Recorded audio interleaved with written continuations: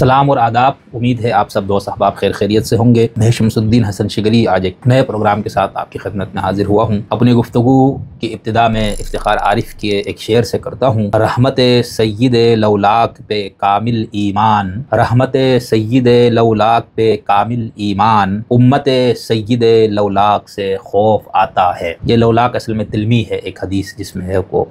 کہ لولا کا ما خلقت الافلاق، ایک حدیث قدسی، اور جس کو محدثین کے ہاں میرا خیال سے اس کو ضعیف اور موضوع ہی سمجھا جاتا ہے، لیکن بہرحال صوفیہ اور ان کے ہاں یہ حدیث بہت پیش کی جاتی ہے۔ یعنی حضور سے کہا خدا نے کہ آپ وجہ تخلیق کائنات ہیں، تو اس شعر کو انہوں نے، اس حدیث کو یہاں پر کہ رحمت سید لولاک پہ کامل ایمان، امت سید لولاک سے خوف آتا ہے۔ تو وہ بات یہ ہے کہ ہمارے ہاں محترم جناب انجینئر محمد علی مرزا صاحب بہت عرصے سے وہ گفتگو کر رہے تھے سوشل میڈیا پر، اور مرزا صاحب کا اپنا جو انداز ہے گفتگو کا وہ کسی حد تک بلکہ کافی حد تک مناظرانہ ہے، اور چونکہ وہ مختلف مسالک سے سفر طے کر کے کسی جگہ پر پہنچے تھے تو اس حوالے سے شاید ان کا انداز مسالک پر، مسالک کے بزرگوں پر بات کرتے ہوئے ہمارے ہاں شاید ایسے لوگوں کو ان کا وہ لہجہ پسند آتا تھا جو سوشل میڈیا وغیرہ پہ جو لوگ جس طرح کی چیزیں دیکھتے ہیں، نوجوان لوگ یا خاص طور پر ایک مخصوص مسلک کے لوگ جن کے ہاں سب کی کو مشرک کہا جاتا ہے یا سب کو بدعتی کہا جاتا ہے، تو اسی لب و لہجے سے جب بات ہوتی ہے، یا ہمارے ہاں ایک سیاسی پارٹی کی جو خاص تربیت ہوئی کہ آپ پہلے بھی ہمارے ہاں تھا کہ سلطان راہی سٹائل میں آپ للکارتے ہیں تو لوگ اس کو پسند کرتے ہیں، اور جو ذرا تہذیب کے اندر بیٹھ کے اور علمی انداز اپنانے کی کوشش کر کے بات کرے تو اس طرح کے لوگ بات کو پسند نہیں کرتے۔ تو خیر مرزا صاحب نے اس انداز سے جیسے انہوں نے بہت سارے بزرگوں پر انہوں نے گفتگو کی، پھر ان کے اوپر اہل سنت کے ایک حلقے کی طرف سے بار کہا، یہ بات ہم نے سنی لیجیے محفلوں میں بھی اور عوامی اس میں بھی کہ بھئی وہ کچھ صحابہ سے متعلق بھی ان کا انداز جو ہے وہ بے ادبی پر مشتمل ہے، لیکن چونکہ انہوں نے سب مسلکوں کو ناراض کیا تھا، ہمارے ہاں جتنے بھی مسالک تھے اور شیعوں کو تھوڑا سا کم ناراض کیا انہوں نے، اور باقیوں کو بہت زیادہ ناراض کیا کیونکہ وہ باقی سنی مسلک سے نکلے ہوئے شخص تھے، تو وہ سب طاق میں بیٹھے تھے کہ مرزا صاحب سے کوئی ایسی گفتگو یا کوئی ایسا کلام یا کچھ ایسا ان سے صادر ہو جس کے اوپر ہم ان کو دبوچ لیں۔ تو ان کی بدقسمتی یہ ہے کہ انہوں نے گزشتہ مہینے میں ایک گفتگو کرتے ہوئے انہوں نے ایک قول نقل کیا کہ چونکہ مسیحیوں کا حضور سے متعلق یہ نظریہ ہے، تو بس وہ جو بات انہوں نے کی تو اس کو پھر پکڑ لیا بھئی لوگوں نے۔ اچھا، پہلے آگے بڑھنے سے ایک تو یہ دیکھیں جو بھی مسلمان کے علاوہ یعنی ایمان اور عقیدہ جو آپ کا دھرم ہے وہ آپ کو باندھ دیتا ہے یا مجبور کرتا ہے یا آپ کو آپ کا ایمان اجازت نہیں دیتا، تو یہ مسلمانوں کے علاوہ باقیوں کے ہاں اس قسم کی پابندی ان کی مذہبی ٹیکس میں نہیں ہے، ٹھیک ہے؟ یعنی مسلمانوں کے ہاں تو یہ ہے کہ آپ کسی بھی ایسی ہستی یا شخصیت جس کا نبی ہونا کنفرم ہو تو وہ تو ہے ہی، جن کا شک بھی ہو آپ کو کہ حضور سے پہلے، کیونکہ قرآن میں خود آیا ہے کہ ما من قریۃ الا خلا فیہا نذیر، ہم نے ہر بستی میں نذیر بھیجا، ہر پوری دنیا میں انبیاء بھیجنا، یہ مسلمانوں کا ایک متفقہ عقیدہ ہے۔ تو اگر کسی قوم کا یہ دعویٰ ہو کہ بھئی ہمارا جو بانی ہے وہ پیغمبر تھا خدا کی طرف سے، ایشور کی طرف سے، یا کوئی بھی ان کا مذہب کے اندر خدا کا ان کا نام ہو،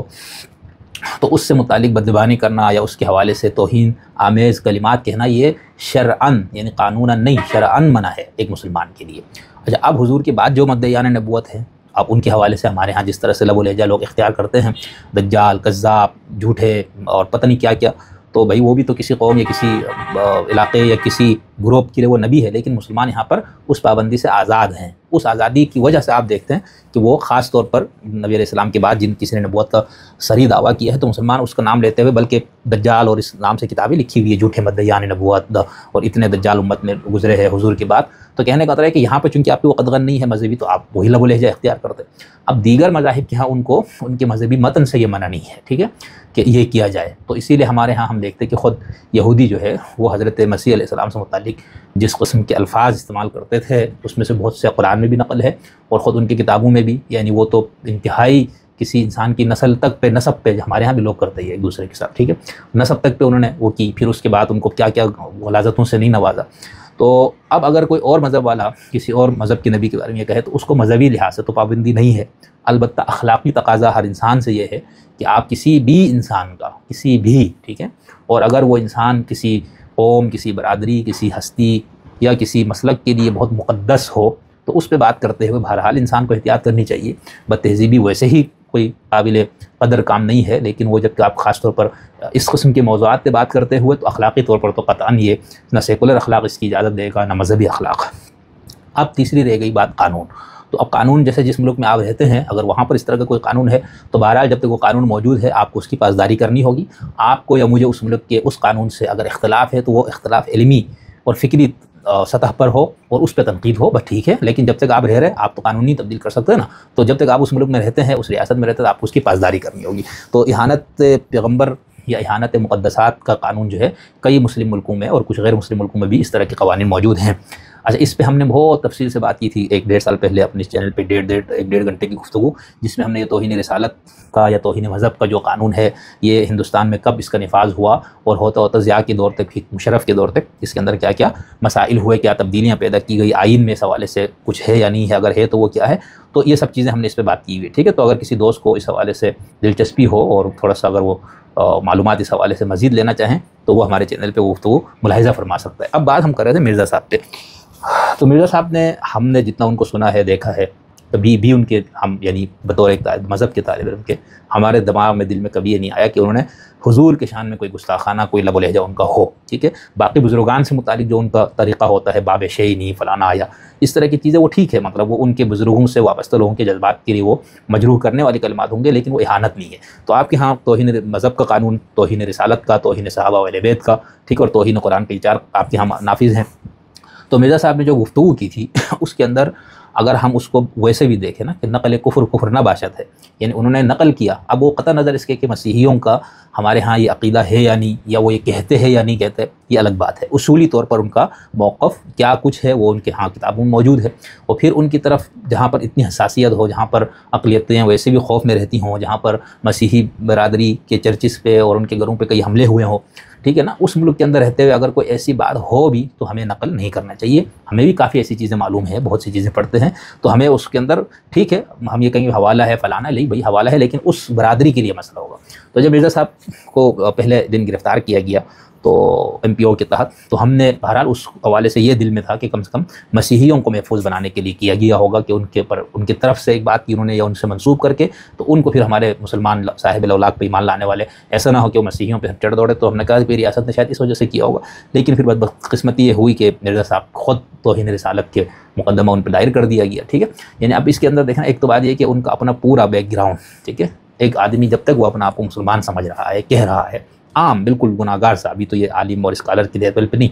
اس بندے سے تو یہ امید ہی نہیں کی جا سکتی نا کہ اس سے عمدن وہ کوئی ایسا کلمہ کہے گا، کوئی گستاخانہ کوئی بات ہو نہیں سکتا. ٹھیک،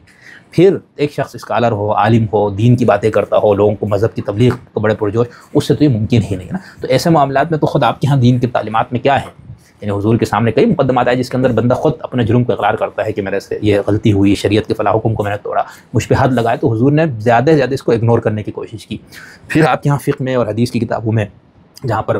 کتاب الاقضیہ یعنی فیصلوں سے متعلق، قاضی سے متعلق، عدالتوں سے متعلق جو ابواب ان کے اندر ہے کہ قاضی کو زیادہ سے زیادہ کوشش کرنی چاہیے کہ جو ملزم ہے جس کے اوپر، اس کو بری کرنے کی پوری کوشش ہونی چاہیے. سزا دینے کا مزاج نہیں بنایا. ٹھیک ہے، خود حضور کا بھی نہیں تھا اور خود شریعت کے اندر بھی نہیں. اسی طرح ٹوہ میں لگنا، تجسس کرنا، گھروں میں جھانک کر، کسی کی پرائیویسی میں جا کر لوگوں کے جرائم کو ثابت کرتے پھرنا، ان سب سے منع اسی لیے کیا گیا. خیر یہ دوسری بات ہو گئی. تو مرزا صاحب نے جو کلمہ اس حوالے سے کہا، اس پہ پھر جس مفتی صاحب کا سب سے پہلا غالباً فتویٰ آیا، جلالی صاحب، ہمیں تو خود تکلیف ہوئی کہ علامہ جلالی صاحب دیکھیں خود 2-3 سال پہلے سیدہ فاطمہ سے متعلق ایک بات کہہ کر ان پہ بھی اہانت کا کیس بنا، حالانکہ وہ کسی صورت بھی نہیں. یعنی یہاں پر بھی وہی اصول ہے، ایک عالم سنی پھر بریلوی مسلک کا، اور وہ پھر کسی صحابی یا صحابیہ، پھر اس کے بعد اہل بیت کی کسی بات سے متعلق وہ کوئی گستاخی کرے گا، یہ سوچا نہیں جا سکتا نا. یعنی اگر سبقت لسانی سے، جوش خطابت میں کسی بندے سے بھی کوئی ایسا کلمہ نکل آئے تو اس کو کہا جائے گا نا کہ جیسے قرآن میں واقع افک میں آیا کہ لولا اذ سمعتموہ قلتم، کہ جب ایسی بات تم نے سنی تو تم نے سبحان اللہ ھذا بہتان عظیم کہہ کے اس کو ختم کیوں نہیں کر دیا، اس کو تم لے کے معاشرے میں گھوم رہے ہو. اور سورہ عذاب میں جہاں واقف کے یعنی مزاج کیا ہے کہ جب بھی کوئی ایسی بات سنو پہلا رد عمل تمہارا کیا ہونا چاہیے، ھذا افک مبین، یہ بہتان ہے بھائی، یہ جھوٹ ہے. ٹھیک ہے بھائی، ٹھیک ہے اس کے منہ سے یہ بات نکلی، لیکن اس کی بنیاد پہ وہ بندہ گستاخ ہو جائے یہ ممکن نہیں ہے ایسی صورتحال میں. تو جلالی صاحب پھر ہمارے ایک دوست کے ساتھ فاطمہ علیہ السلام پر جو مظالم کی ایک داستان ہمارے ہاں ہیں سنائی جاتی ہے، اس پہ ہم نے گزشتہ سال اپنے ایک دوست سے گفتگو کی، تو اس کے اندر میں نے بہت بھرپور انداز سے کوئی 5 سے 10 منٹ میں اس پہ اڑ گیا. میں اپنا طریقہ نہیں ہے مہمان کے ساتھ گفتگو کرتے ہوئے کہ بھائی کسی صورت جلالی صاحب پر گستاخی کا کیس اور بننا یا وہ تو دور کی بات ہے، شائبہ بھی نہیں کیا جا سکتا. ٹھیک ہے کہ اگر وہ کہے، مثال ایک سنی یہ کہے کہ اس معاملے میں فلاں صحابی اجتہادی غلطی پہ، تو کوئی گستاخی نہیں ہے، بالکل ایک علمی بات ہے. تو خیر، تو اجرالی صاحب نے سب سے پہلے فتویٰ دیا، پھر اس کے بعد ان کے اوپر وہ بنا سارا، تو خیر وہ کیس میں عدالت میں، پھر ہمارے یہاں اس طرح کے معاملات میں کس قسم کے مسائل اور پریشانیاں ہوتی ہیں. تو ہمیں ایسا لگا کہ بھائی ادھر سب لوگ طاق میں بیٹھے تھے جتنے ہمارے فرقوں کے علماء تھے اور جو باقی لوگ، کہ بھائی بس اس بندے سے کچھ نکلے اور ہم سب تیر داغ دیں. تو میں ان کے ساتھ پھر یہ ہوا. اچھا یہ تو ہو گیا. اب اس کے بعد جو ابھی نظریاتی کونسل نے جو جاری کیا ہے اس کو تو پڑھ کے بہت زیادہ ہی یعنی ایک مسئلہ کہ ہم تو یہ رونا روتے ہیں سویلین بالادستی، جمہوریت، فلانا اداروں کو اپنے آئینی حدود میں رہنے کی ضرورت ہے، اشخاص کو بھی رہنے کی ضرورت ہے، اور وہ ادھر تو لیکن ہمارے ہاں یہ ہے کہ کوئی بھی ادارہ جہاں اس کو موقع ملا اس نے اپنی حد پامال کرنا اس نے فرض کیا ہوا. ٹھیک ہے، یہاں تک کہ ہم عام شہری ہم بھی جہاں پر موقع ملتے ہیں ہم تجاوزات وغیرہ بنانا کیا ہے، یہ اپنے حق سے اور اپنے دائرے سے وہ ہے نا دور ہونا. خیر اب نظریاتی کونسل کا دائرہ کار، اس کا اختیار کسی صورت یہ نہیں بنتا. ٹھیک ہے، سب سے پہلے تو میں یہ پاکستانی آئین حصہ نہم اسلامی احکام دفعہ 227 سے آگے جو اس ادارے سے متعلق ہے، اس کے اندر ہے شق نمبر 1. ٹھیک ہے، موجودہ قوانین کو قرآن و سنت کے مطابق بنایا جائے گا یہ سارا کچھ. پھر اس کے بعد آگے ہے 3 اور 4 228(1). اس حصے میں کسی امر کا غیر مسلم شہریوں کے قوانین شخصی یا شہریوں کے بطور ان کی حیثیت پر اثر نہیں پڑے گا. یوم آغاز سے 90 دن کی مدت کے اندر اسلامی نظریاتی کونسل تشکیل کی جائے گی. یعنی جب ملک کے اندر یہ طے کیا گیا کہ یہاں پر کوئی قانون قرآن و سنت سے متصادم یا اس کے خلاف نہیں ہوگا، تو یہ ہو گیا کہ بھئی ایک کونسل بنایا جائے گا جس کے اندر یہ ہوگا، اور وہ 90 دن میں اس کونسل کو تشکیل دیا جائے گا. جس کا اس حصے میں بطور اسلامی کونسل حوالہ دیا گیا. اسلامی کونسل کم از کم 8 اور زیادہ سے زیادہ 20 ایسے ارکان پر مشتمل ہوگی جس طرح کے صدر ان اشخاص سے مقرر کرے جنہیں اسلام کے اصولوں اور فلسفے کا جس طرح کے قرآن پاک اور سنت میں ان کا تعین کیا گیا علم ہو، یا پاکستان کے اقتصادی، سیاسی، قانون اور انتظامی مسائل کا فہم و ادراک ہو. پھر اس کے اندر جو ترامیم ہے وہ نیچے حاشیے میں اس کو چھوڑ دیتا ہوں.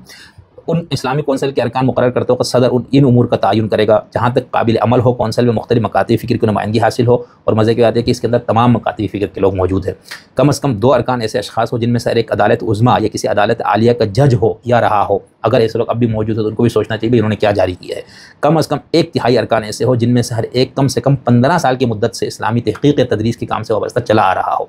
اور کم از کم 1 رکن خاتون ہو. 4 اس صدر اسلامی کونسل کے ارکان میں سے ایک کو اس کا چیئرمین مقرر کرے گا. شق نمبر 6 کہ تابع اسلامی کونسل کا کوئی رکن 3 سال کی مدت کے لیے اپنے عہدے پر رہے گا. کونسل کا کوئی رکن صدر کے نام اپنی خطی تحریر کے ذریعے اپنے عہدے سے مستعفی ہو سکے گا. پھر نیچے اس کی پوری تفصیل، اور آگے ہے کہ 230 اسلامی کونسل کے کارہائے منصبی حسب ذیل ہوں گے. ٹھیک ہے، الف مجلس شورا یعنی پارلیمنٹ اور صوبائی اسمبلیوں سے ایسے ذرائع اور وسائل کی سفارش کرنا جس سے پاکستان کے مسلمانوں کو اپنی زندگیاں اور انفرادی اور اجتماعی طور پر ہر لحاظ سے اسلام کے ان اصولوں اور تصورات کے ڈھالنے کی ترغیب اور امداد ملے جن کا قرآن پاک اور سنت میں تعین کیا گیا ہے. کسی ایوان، کسی صوبائی اسمبلی صدر یا کسی گورنر کو کسی ایسے سوال کے بارے میں مشورہ دینا جس میں کونسل سے اس بابت رجوع کیا گیا ہو کہ آیا کوئی مجوزہ قانون اسلامی احکام کے منافی ہے یا نہیں. بات کہاں ہو رہی ہے؟ صرف قانون سازی کے حد تک مشورہ تجویز. نمبر جیم ایسی تدابیر کی جن سے نافذ العمل قوانین کو اسلامی احکام کے مطابق بنایا جائے گا، نیز ان مراحل کی جن سے گزر کر محولہ تدابیر کا نفاذ عمل میں لانا چاہیے سفارش کرنا، اور مجلس شورا، پارلیمنٹ اور صوبائی اسمبلیوں کی رہنمائی کے لیے اسلام کے ایسے احکام کی ایک موضوع شکل میں تدوین کرنا جنہیں قانونی طور پر نافذ کیا جا سکے. ٹھیک ہے، جب آرٹیکل 229 کے تحت کوئی سوال کسی ایوان، کسی صوبائی اسمبلی صدر یا کسی گورنر کی طرف سے اسلامی کونسل کو بھیجا جائے تو کونسل اس کے بعد 15 دن کے اندر اس ایوان، اسمبلی صدر یا گورنر کو جیسی بھی صورت ہو اس مدت سے مطلع کرے گی جس کے اندر وہ مذکورہ مشورہ فراہم کرنے کی توقع رکھتی ہو. جب کوئی ایوان، کوئی صوبائی اسمبلی صدر یا گورنر جیسی بھی صورت ہو یہ خیال کرے کہ مفاد عامہ کی خاطر اس مجوزہ قانون کا وضع کرنا جس کے بارے میں سوال اٹھایا گیا تھا مشورہ حاصل ہونے تک ملتوی نہ کیا جائے تو اس صورت میں مذکورہ قانون مشورہ مہیا ہونے سے قبل وضع کیا جا سکے گا. مگر شرط یہ ہے کہ جب کوئی قانون اسلامی کونسل کے پاس مشورے کے لیے بھیجا جائے اور وہ کونسل یہ مشورہ دے کہ قانون اسلامی احکام کی منافی ہے تو ایوان یا جیسی بھی صورت ہو صوبائی اسمبلی صدر یا گورنر اس طرح وضع کردہ قانون پر دوبارہ غور کرے گا. اسلامی کونسل اپنے تقرر سے 7 سال کے اندر، یہ بھائی کب کتنا ٹائم گزر گیا اپنی حتمی رپورٹ پیش کرے گی اور سالانہ عبوری رپورٹ پیش کیا کرے گی. یہ رپورٹ خواہ عبوری ہو یا حتمی موصولی سے 6 ماہ کے اندر دونوں ایوانوں اور ہر صوبائی اسمبلی کے سامنے برائے بحث پیش کی جائے گی، اور مجلس شورا، پارلیمنٹ اور اسمبلی رپورٹ پر غور و خوض کرنے کا حتمی رپورٹ کے بعد 2 سال کی مدت کے اندر اس کی نسبت قوانین وضع کرے گی. اسلامی کونسل کی کارروائی ایسے قواعد طریقہ کار کے ذریعے منضبط کی جائے گی جو کونسل صدر کی منظوری سے وضع. اب آپ سوچئے اس کا دائرہ کیا ہے؟ آئین میں طے ہوا. ٹھیک ہے، کتنا ہے؟ صرف یہ اب اس کے اندر جو انہوں نے ابھی جو انہوں نے پریس ریلیز میں اور سب کے مجھے اس میں سائن نظر آ رہا ہے کہ اس کے اندر یہ ہے کہ فیصلہ بابت مرزا محمد علی انجینئر کے خلاف درج 295C کی FIR اور اس کی کلمات کا حکم مراسلہ از national cyber crime investigation agency Rawalpindi. پورے آئین کے ان تمام شقوں میں اس قسم کا کچھ ذکر ہے. صوبائی اسمبلی، قومی اسمبلی، صدر، وزیر اعظم یا کوئی وہ اس طرح گورنر وغیرہ ان کو بھیجے مشورے کے لیے، باقی کسی کو نہیں. خیر، اسلامی نظریاتی کونسل نے اپنی 243ویں اجلاس مورخہ 24 ستمبر 2025 کے ضمنی ایجنڈا آئٹم نمبر 2 پر بحث کرتے ہوئے محمد علی مرزا کے خلاف درج ذیل FIR کے حوالے سے national cyber crime investigation agency Rawalpindi کے مراسل پر غور کیا. شرعی اصول و ضوابط کی وضاحت اور تفصیلی غور و فکر کے بعد کونسل نے ابتدائی طور پر درج ذیل فیصلہ کیا.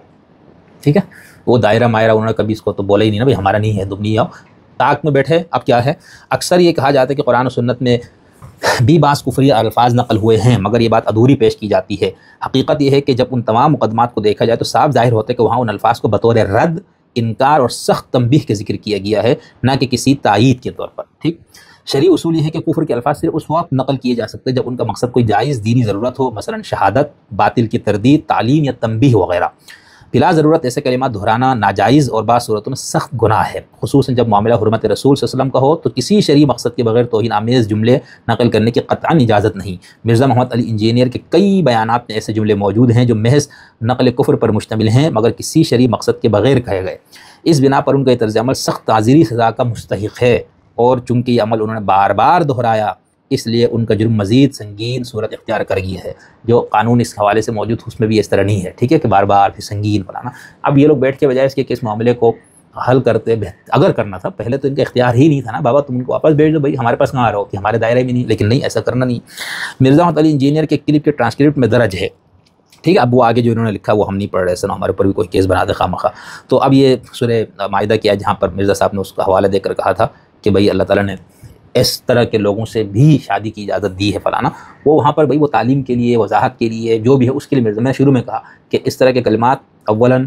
موجود ہیں، ہوں گے، ہونے چاہیے، کیونکہ ان کا بھائی ان کے اوپر کوئی قدغن نہیں ہے. ٹھیک ہے، لیکن اس کا مطلب یہ نہیں کہ آپ اس کو پبلک میں بیان کریں اور اسی آپ ہی سادہ جائیے کہ بھائی ان کے ہاں جیسے ہم نے بھی کہا کہ گستاخی کے حوالے سے ان کو کوئی ان کی شرعی پابندی نہیں ہے. ٹھیک ہے نا، کسی کی بھی شخصیت سے متعلق جو ان کے پیغمبر یا ان کو جو بھی وہ اوتار وغیرہ مانتے اس کے بعد آنے والے پر، اگر اس آنے والے نے اپنے سے پہلے والوں کی تائید و تصدیق کی ہے یا ان متعلق کہا ہے بھائی مجھ سے پہلے جتنے آئے ان کا تم نے تعظیم اور توقیر کرنی، تو پھر ٹھیک ہے. تو خیر پھر اس کے اندر پھر انہوں نے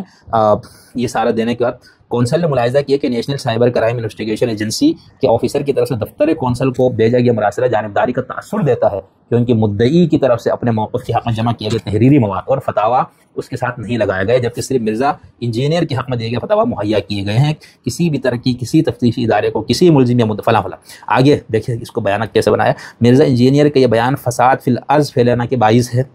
اسی لیے پاکستان کی مسیحی برادری کو ایک مراسلہ بھیجا جائے گا کہ وہ تحریری طور پر واضح کرے کہ مرزا علی انجینئر نے شان رسالت کے بارے میں جو الفاظ کہے ہیں کیا ان کی مقدس کتابوں میں اور اجتماعی طور پر ان کی رائے ہے کہ نہیں. ان کے جواب کی بات ہی تفصیلی فیصلہ مرتب کیا جائے گا. اجلاس کے دوران عیسائی برادری کے فادر JM چنن کا وائس میسیج سنایا گیا جس میں انہوں نے اس بات کی سختی سے تردید کی اور کہا کہ ایسا کوئی لفظ ہمارے ہاں موجود نہیں، اور اس طرح پاکستان ہم ترین مسیحی قائدین بھی اس بات کو اپنے اوپر تہمت قرار دیتے. ٹھیک ہے، تو انہوں نے اس کو پھر فساد عرضی بنا دیا، توہین قرآن کا جرم بھی اس کو بنا دیا کہ بھئی تحریف ایمان وہ میں نے عبارت نہیں پڑھی، اور اس کے ساتھ ساتھ انہوں نے اس کو توہین رسالت، یعنی یہ تینوں چیزیں کہہ رہے بھائی ان کے اوپر لگاؤ. تو کہنے کا مطلب صرف یہ ہے کہ آپ